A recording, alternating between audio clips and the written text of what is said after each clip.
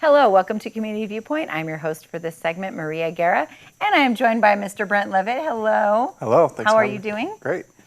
So, I know that a lot of people know who you are, but some people don't, and that's who we're going to introduce you today. So you have BattleBorn Financial out here, and you help all people, not just people just for open enrollment. It's everybody looking for health insurance, but you also have other products too. Yeah, so I'm a certified financial planner, and I found that not everybody has access to capital, things like that, and so we help people. A big part of the financial plan is not just managing your money for retirement, but it's also your healthcare needs and your health insurance needs. So we have a couple great health insurance brokers in my office that help people. We help all walks of life, whether it be regards to their individual health insurance through Nevada Health Link. We're actually a preferred broker with them. And then also with Medicare and open enrollment with Medicare supplements, Medicare Advantage. And the cool thing is all of our mantra has always been do what's best for everybody. On the financial side, we're fiduciaries. And on the healthcare side, I can always try to keep that same motto as being fiduciaries and doing what's best for you. So, so one thing that was in the past was we had very limited choices in the past, but now that's changed now for Pahrump anyway, which is kind of cool. And so how has that changed as far as like choices and more selection? Yeah, so on the individual side, for individual health insurance, we have a new carrier coming to town called Aetna. Unfortunately, there are no primary care doctors that are contracted on the plan right now in Pahrump. But we have more choices if you want to go to Vegas for that option. We have a total now of 5 insurance carriers on the individual side to pick from. And then we have, on the Medicare side, we have about 8 different options on Medicare. It's crazy how many choices. It used to be 2, right? It used to be 2, and that's it forever on the Medicare side. And we have, and of those 8 carriers, they all have multiple options. They have PPOs, they have HMOs, they have POS plans, they have plans for people with chronic conditions, they have plans for people that have Medicaid and Medicare. There's just so many choices there. So those can really be personalized to somebody. So say you hear from your neighbor, oh, they have this plan and this is for them, but your needs might be different, whether your prescriptions or health maintenance testing or whatever, blood work, whatever, you can figure out what their stuff is. Yeah, everybody's just so unique. Before I used to think, when you get so many choices and so many options, it becomes almost like now what do I pick? Am I picking the wrong one? Is the grass greener somewhere else? It's hard to really know. But it's hard. But there's certain things you can do to help make a better decision, and that's what we talk about. We talk about your doctors, your drugs, and then the costs that you're going to be paying for all your services. So those are the big things we always focus upon, is making sure that we're matching your needs to the plan that would actually fit that box and that mold correctly. And sometimes it might be the plan that maybe has a little higher copay for something than the other plan does. Doesn't mean it's the wrong plan or it's not a great plan. It's just going to maybe work differently for you. So you want them to look at the big picture, like how much are you spending per year on something? And I think we were talking at another time, and you were saying that you had talked to a doctor, and he had like the 3 rules. Yeah, it was Dr. Harding. I got that triple D thing for you, but it's the dollars, doctors, and drugs. So those are the big things that drive everything with healthcare. Something easy to remember. Yeah, the triple Ds. The things that we always think about is just the fact that we get so afraid of paying a copay sometimes for a certain service, like, oh, I don't want to pay $35 to go see a doctor. But we forget the fact that, well, what are you paying monthly for that insurance to get that $35 copay? Are you paying it to the insurance company? As much as I love insurance, and it's good to sell, there's a tool. It's not the end-all, be-all for everything you should be doing in life. I mean, giving money to an insurance company shouldn't be. I don't think anybody really fully enjoys paying those monthly premiums every month. Right. It's not a fun activity, but we do it anyways because we understand the value that they're going to give us if something major happens to us. I just think of the experiences I've had personally with my own family, my parents and myself and my kids, situations where we've had massive medical bills for things like my mom with cancer, my dad with some heart conditions, my twins being born prematurely, things like just life stages we've gone through that I've been able to go through and see like the importance of having those insurance benefits, how we would have been destitute financially had we not had that insurance, but understanding the fact that we're not also paying absorbent amount of money to keep that insurance in place, just to find out I can't even afford my medical bills on top of that. Medical debt is the biggest expense that people have in this country, and we can avoid a lot of that by just making sure you have good balance. And I think talking to a broker or something like us makes it a little bit better, makes it easier, because we can hopefully make your experience a little bit better. Not just before the sale, but during the sale too. I was in a broker meeting, we talked about some research the carriers do to find out, how well they're doing on metrics with the community, how they like the plan. And they found that people that actually had a broker, they liked the plan a whole lot more than if they didn't have a broker. They bought it on their own. I think it's easier to sift through all that stuff because there's so much stuff coming at people, commercials and phone calls, and what should somebody look out for when somebody like calls them? Because I mean, having a broker, like, it's personal. Like, you're here in town, you have a vested interest in our community.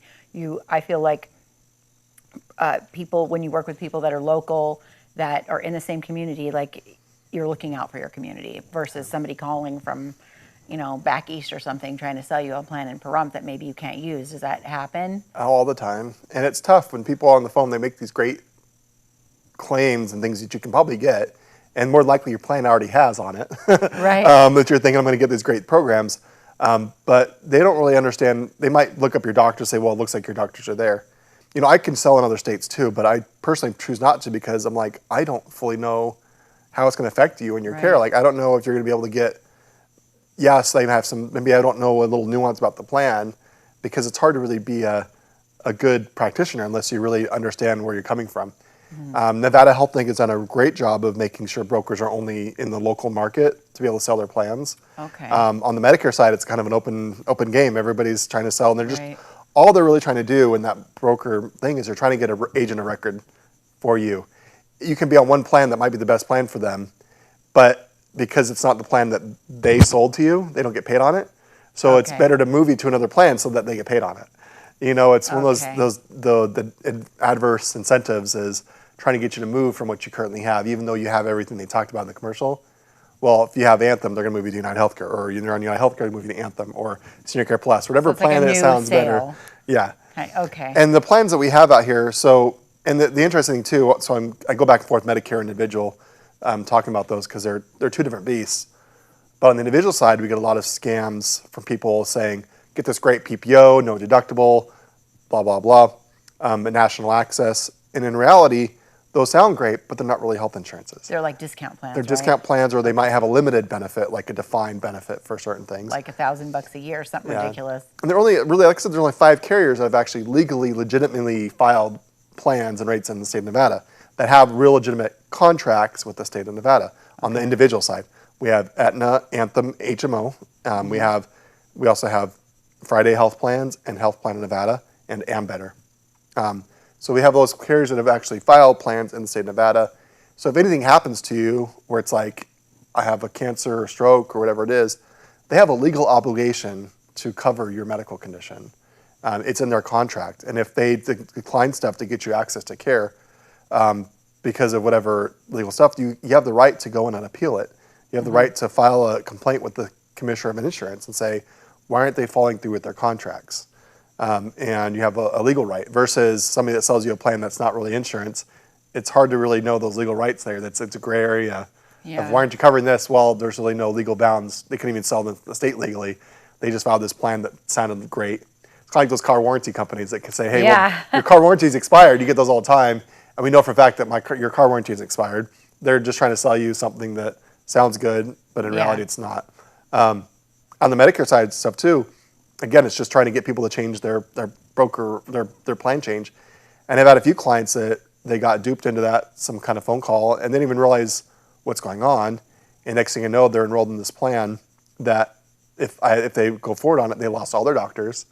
All their appointments were scheduled for the next month. They lost their plan, and all of a sudden they can't see doctors or get the care they need. So that's an important thing to know.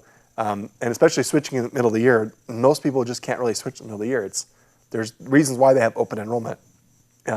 October 15th to December 7th for Medicare. Individuals is November 1st through December 31st this year. And then there's another time frame. You can make a one-time switch for Medicare and for individuals in the month of January. But just be careful. I'm switching in the middle of the year, like June, July, August, unless there's a legitimate reason to do it. Just be careful as you switch those plans because you can really put yourself in a world of hurt when it comes to that. And it's not the end of the world. So just know that, if maybe you did made a mistake, you can always call your brokers at BattleBorn Financial. We'll help you out. And we won't try to take a broker record change from you. We'll just say, hey, is it good or bad, and shop it. I mean, I've spoken to people in the community too that have gone over to talk to you and ended up not changing anything because you found that whatever they had was the best for them. And I thought that was really, that showed me anyway, that there was a lot of integrity at that business. So I feel like it's really important, like, especially in this community, there is so much, there's, like you said, the car warranties, everything there's open to, maybe it's not like an illegitimate business, but maybe it is a scam, maybe it's not, but it might not be the best for you. So it's kind of better with so much out there to put a face with a name and have somebody you can actually trust in your community. So thank you for that. Yeah, no problem. And we're there to help you guys. Our number is on the bottom of the screen there, the 764-2252. We have wonderful staff, Aubriana and Tess Matson. They're just, they're phenomenal. They know their stuff, and they actually live in the community as well. Everybody's out here in Pahrump. That's awesome. We do service, I know this is broadcast in Vegas too, but we also service Vegas. I actually have an office in North Las Vegas and South Las Vegas that we do service as well. That's cool. So we do try to make sure we're available in the community. Yeah, so that's awesome. Yeah, so we're always over there and available to you guys. So it's always good. That's awesome. And then we're going to do one more segment after this. We have a couple more questions, but after this. We have like a minute or so left. But after this, I want to ask you about the financial services at the next segment. So look for that. So anyway, let's go back to this. So let's speak your phone number anyway, in case somebody's just listening to this. So we have it at 775. So, I just did it for you. Go ahead. 764-2252. No, give us a call. Chat with us a little bit more. Health insurance season's right here. Yeah. There are new plans. And you know what? And I always say this. We're doing some stuff on the every Friday in October, the 15th, 22nd, and 29th. We're doing an event at Purple Tulip Quilts and More. We're doing a little sales seminar for Medicare, so come out and join us. That's 1971 Pahrump Valley Boulevard, Suite C, and we're doing from 9:30 in the morning till 12:30 in the afternoon. So come and join some of those, see some of the new plans for the new year. That's awesome, and I will post this on our Community Viewpoint KPVM Facebook page as well. I'll post all of that information on there. Thank you. Thank you so much.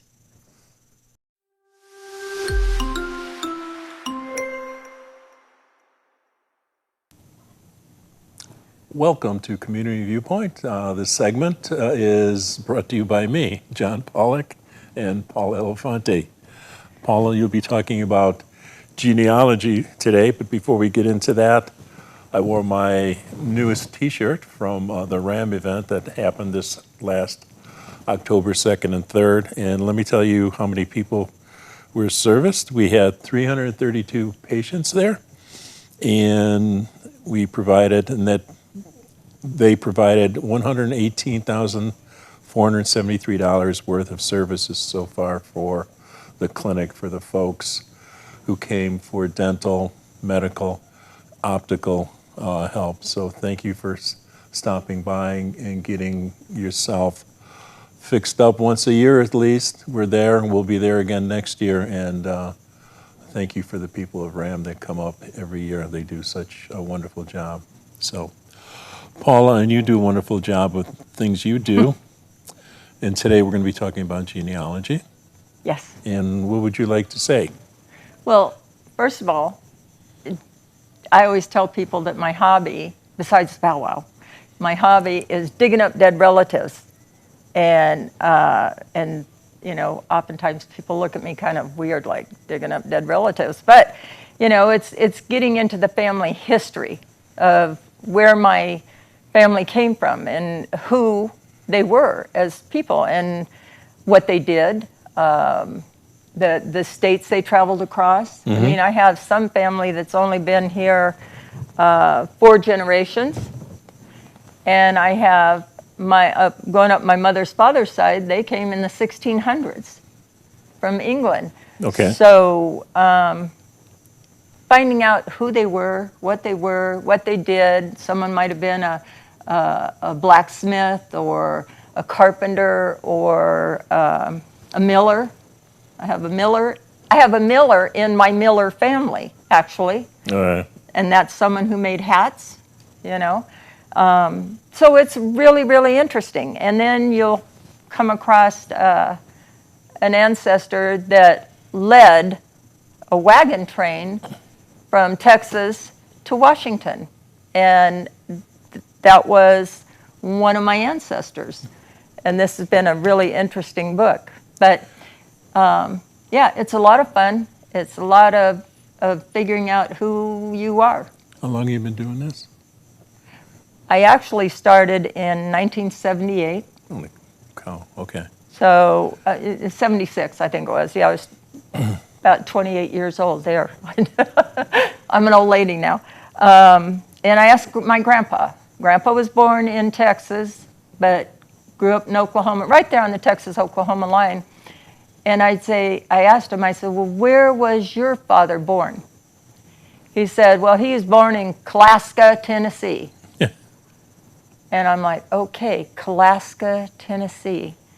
And I couldn't find anything for a Kalaska, Tennessee, but I found Pulaski, Tennessee. Okay. So, which is where he's actually from. My great-grandfather was born right outside of Pulaski, Tennessee, right at the end of the Civil War, 1865. Oh, okay. You know, and another thing that people think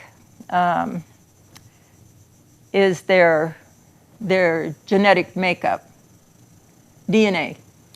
My sister found that out. I know exactly where we came from, where she found out. What's It's not here. It's from Eastern Europe. Yeah? I'm 100% Polish. So this is only the third generation that's in the United States. So we came over in a boat. Your sister is interested in your family history. She's interested in everything. She takes after my mother. Never mind. We won't go into that. My sister. Yeah. I love you, Roseanne, if you watch this. Yeah, you know, people, because I've done 4 different DNA tests, actually. And the first one was put out by National Geographic. Our daughter gave it to us for a Christmas present about, 6 years ago. And it tells the history of how people migrated, and they actually got started in Africa, and how they migrated up north, and some went to Asia, and some went to Europe, and then they came over, you know, the Bering Strait and got onto this continent. And it's really, really interesting, but it also gives us a bit of a breakdown. I was always told that I was part Cherokee. That's and right. Yeah. People will say, okay, well, and this is the way it was broke down to me. My great-great-grandmother was Cherokee. Okay. That made her son 50%. Okay. Made my grandpa 1/4. Makes my mom 1/8 and me 1/16. But the DNA tests don't do it that way. They actually, you get DNA from both sides of your family, your mother, your father, your grandparents, and then the parents that way. So the numbers don't work that way. They don't work that way. You got a tax break? No, Oh, okay. I'm not a registered tribal member. Okay. But anyway, so what I wanted to talk about today is 2 things. October is Family History Month. And over at the LDS Church, right across the street from the school district office, okay? That one, yeah. Okay. There is, you can go there on Tuesdays and Thursdays between 9 and 3, and on Wednesdays between 9 and 1, and then again between 6 and 8 in the evening. And use their computers, and there's lovely ladies there that will help you. What people oftentimes go in there, because I've gone in there over the past several years, I spent a lot of time up there doing research. People say, well, I want to find out about my great-grandmother who was born in Boston, Massachusetts. Well, what's her name? Well, her name is, and they know maybe it's Martha, but they don't know her maiden name. They don't know anything about the family. And when you want to do research, you got to start with you. Okay. You know, and then you look into your parents and find out everything you can about them. And then you start looking into the grandparents. You got to start with you, though. So you can go there. It's free. There's these amazing ladies, as I said, that will be glad to help you do some research. And there's a class once a month. And the next class is this coming Saturday at 10 o'clock. And I'm not sure what the subject's going to be, but it's really helpful to someone getting started in learning about their family history. Okay. I'm perfectly happy with who I am, thanks to my sister, and I knew where we came from. So. Well, I did too. I have an aunt that swears we are 100% German. She's my father's sister. But I'm more European than I am German, which was kind of an interesting find. I figured the England I knew because going up my mom's father's side, the English were there. But I've got a Spahn, a Specht, a Schick, and a Miller, and a Greenholz. Those are all German names. Oh, yes, yes, yes. You know, and that's my dad's family and his father and his mother, Mm-hmm. and it's like, wait a minute, but I got a Schick over here, and that's on my mom's side. So one would think I had more German blood, but no, it's more European, more English, European. I got a little Norwegian. I got a little Irish, Scotch-Irish, you know. So, but it's fun. So I also wanted to share, because I see my time's getting short here. On Saturday, November 6th, from 10 to 3, at the Pahrump Valley Museum, the Pahrump, Nevada Genealogical Society is holding a family history discovery day. And we're going to have different tables set up in that back room there that are going to discuss. There's going to be members of Pahrump Nevada Genealogical Society. We'll talk about our organization. There's going to be members there from the Daughters of the American Revolution, and they'll discuss their organization. There's the Daughters of 1812, and they'll discuss their society. The Daughter of the Utah Pioneers, and they'll talk about that. If you had ancestors that went through Utah, you'd be eligible to join their organization, I think. Well, those are some old girls. You'd have the Ladies of the Grand Republic. Oh. And these are organizations, and the Family History Center will be set up there. And keeping our fingers crossed, when any luck, we'll have members of SAR. That's the Sons of the American Revolution. That's the guys where Daughters of the American Revolution. Mm-hmm. And the DAR table will be set up. They'll have materials to help you do research of your ancestor that was in the American Revolution. Yeah. So, and hopefully the Daughters of the Utah Pioneers, they'll have information handout too. Daughters of 1812 will have information. And I already found out that I do have one ancestor that fought in that war of 1812. As well as we don't have a Civil War organization, and I know I got relatives there too, ancestors. So it's fun digging up dead relatives. I have a check sheet. When I'm getting ready to start researching a new relative, I have this check sheet that I go by, and it's two sides. I mean, there's a lot of places where to check: city records, county records, state records, federal records, family history libraries like we have over here. Then we get into the family records, military records, newspapers, employment records, licenses, school records, legal papers, membership records. Speaking of school records, I found where my grandpa enrolled my mom in kindergarten in Oklahoma. Okay, that's online and accessible now. Household items, citizenship papers, certificates, books, financial records. In the military records, I actually have my father-in-law's uniform from World War II, and I have his discharge papers and things like that. So digging up dead relatives is fun. So When's at the museum? November 6th from 10 to 3 at the museum. You can dig them up there, and then you can come to the LDS church. Yes. Saturday, October 9th at 10 a.m.